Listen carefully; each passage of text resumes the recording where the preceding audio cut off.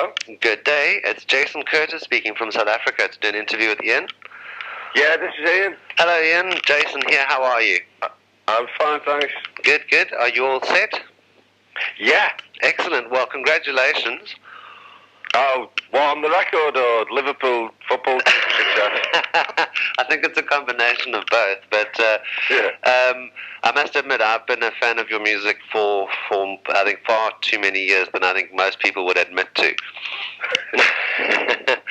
Oh, that's nice to hear anyway, even though obviously we can't admit how long we've both been fans, but that's lovely to hear, especially from such a fairly far-flung place, you know. Yes. Are you from over here? Originally, yes. Originally from Kent. How long have you been in South Africa? Good deal of my life, pretty much most of my life, yeah. But my folks... You've got a kind of combination accent. It's not. No, it's totally a mess. It's a mess. That's good. Yeah, that was very distinguished. Thank you. But congratulations on Flowers. I was very eager to get my hands on it. I've been listening to it for about the last 2 weeks, and I must admit, not to say that you've ever sounded not good, but this is Echo and the Bunnymen, I think, as everyone fondly remembers, but also I think it has the commercial potential to hopefully get you right up to where you deserve to be. No, that's nice. I mean, it's funny, that is the recurring kind of reaction, I think, from fans, journalists. I mean, I've spoken to more journalists, to be honest, than fans over the last few months, just because I've been doing lots of promo. And the recurring reaction is that it reminds them of, in Japan, for instance, which is when I started the promo. Right. I remember one of them saying, "This is what I believe fast for hard. Echo the Bunnymen." Did you understand that? That was my Japanese impression. It was very good. It's kind of nice to hear that, you know, because it's funny when you're so close to it. And I always hoped that the Bunnymen had more than one sound. I mean, that was our intention from the off, you know, to not kind of be trapped into this, into a debut album sound like Crocodiles. That's why Heaven Up There became something else, and then Porcupine something else again. But it is nice to know that after 20, how long? 22? Let's call it 20 years. Yes, let's. That we've still got that Scouse wherewithal, Scouse burning kind of desire not to. Basically, there's a line on one of the songs, Buried Alive, which I kind of nicked from Dylan Thomas. He's not doing anything with it at the moment. No.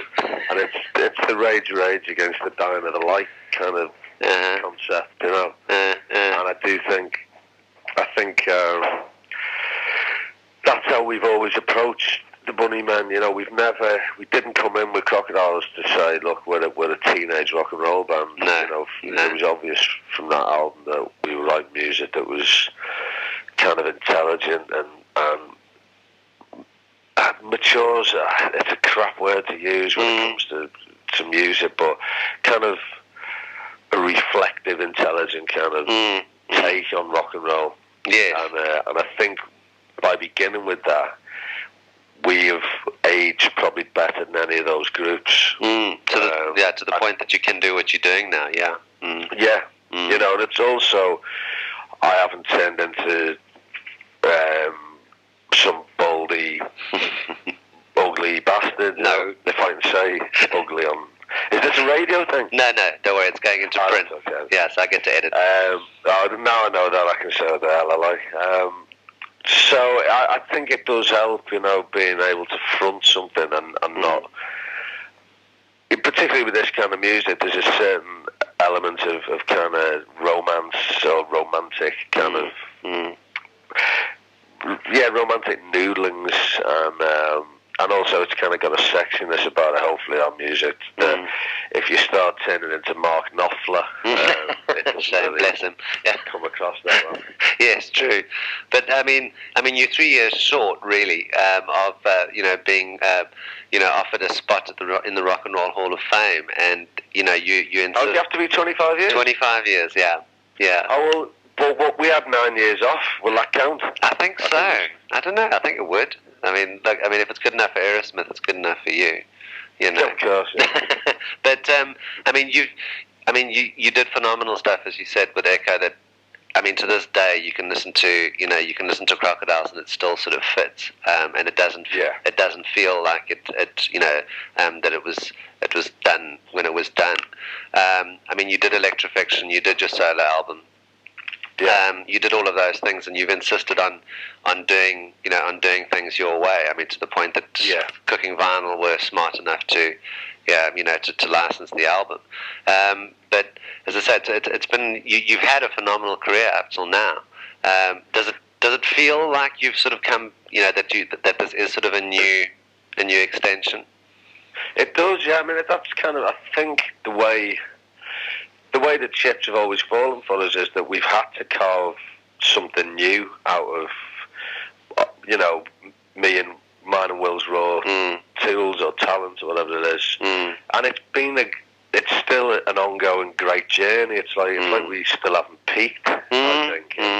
Or if we have, we've hit a trough maybe every now and then we can peak again. I think it's just been a very interesting road that we've travelled, and it's still out there. I think it's been that's what it's all about. You can't. I don't know. I just think that's for me as enjoyable as the great successes are the kind of little avenues we've gone off in. And sometimes we've hit a cul-de-sac, but we've always managed to get out of there kind of sharpish. And I just think I was always in this for the long time, the long time. Yeah, long haul. Yeah, the whole makes it sound too much like hard work. But, I haven't enjoyed every minute, but I've enjoyed most of them. Sure. And I mean, you've seen a lot of bands come and go.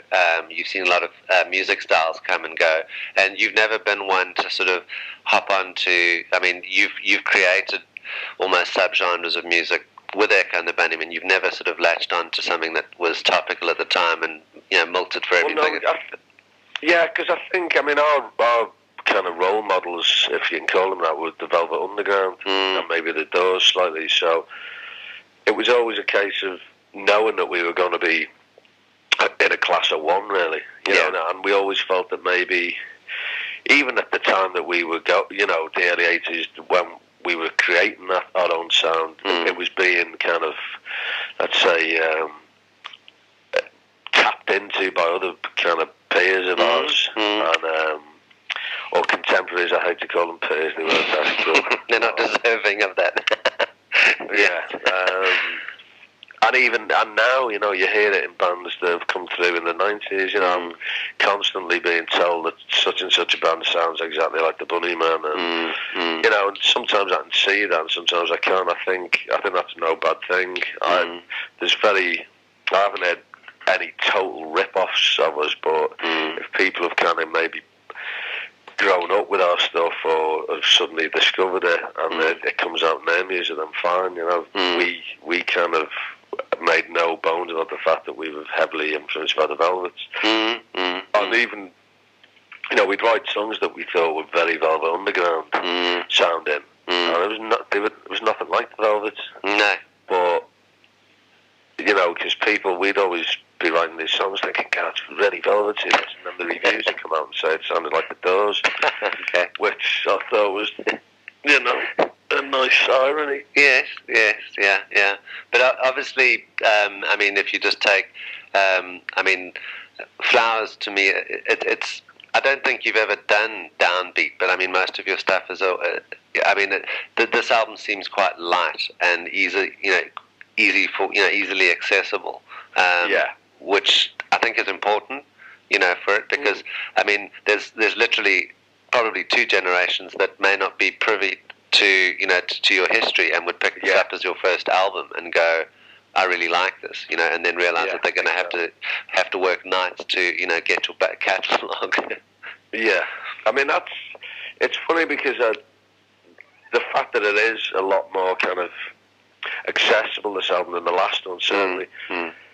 It just reflects the kind of mood we're in and that I'm in lyrically. You know, there's more kind of, not throwaway, but tongue-in-cheek stuff on this album, which it certainly wasn't on the last, because I wasn't in that frame of mind. And I like that about the Bunnymen, that we've never gone to the cupboard of rock and roll kind of cliches that are handy for bands, you know. It's always been basically a mirror of what we're going through at the time. Which is nice for you, I'm sure, when you look at your catalogue and you can almost document your life by the albums that you've released. Yeah. Yeah, it is. It's like a diary, you know. It's tried to be as honest as it can be when you're singing, you know, rock and roll. True.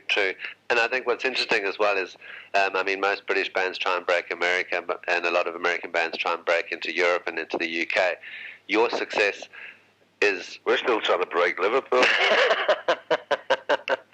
You're trying to convince everyone that the Beatles have broken up. Yeah.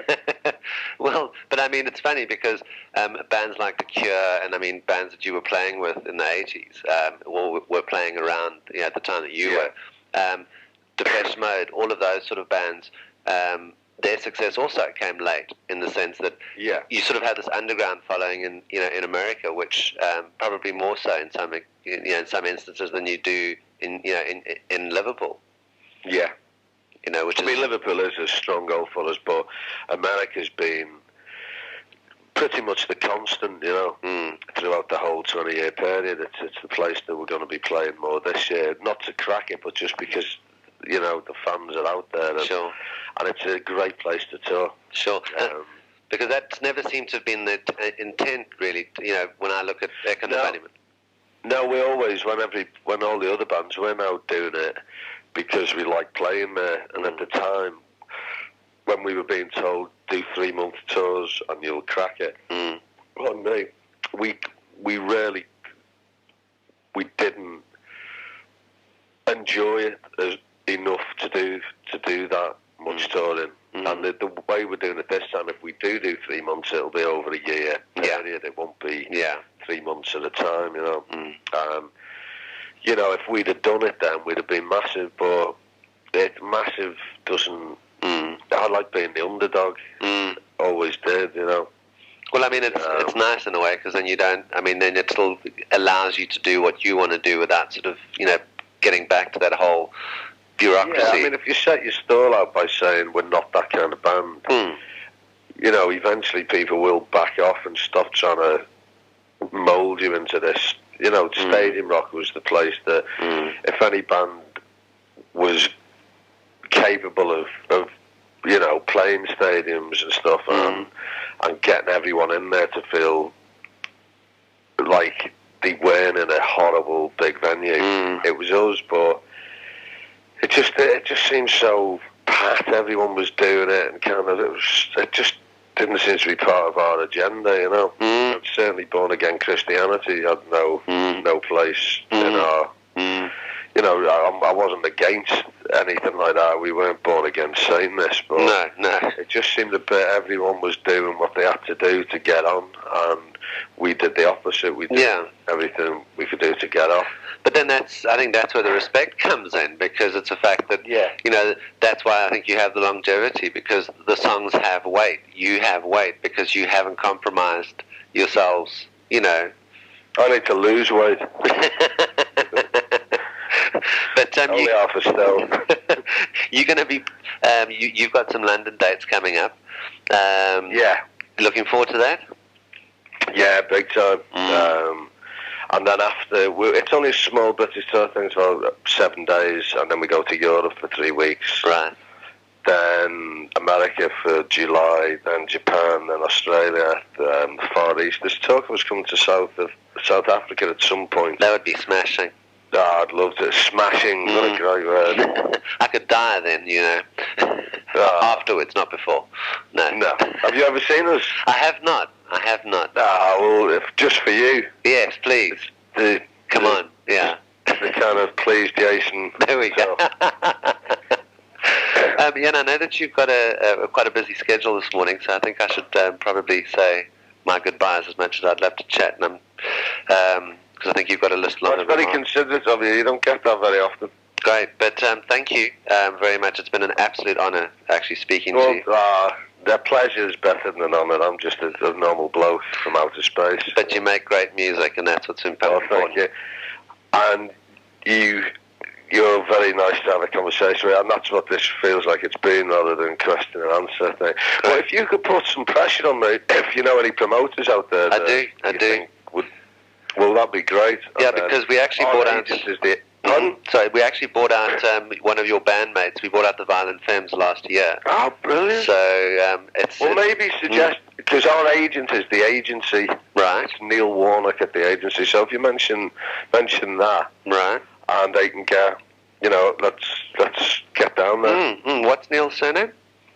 Warnock. Okay, got that. No, I'll definitely pass that on to the label, and I'll push from my side. All right, brilliant, Jason. But hopefully I'll see you in South Africa. Yes, and enjoy it, as I say, and thanks so much for your time. Well, thank you. Take care. Cheers. Bye now. Bye.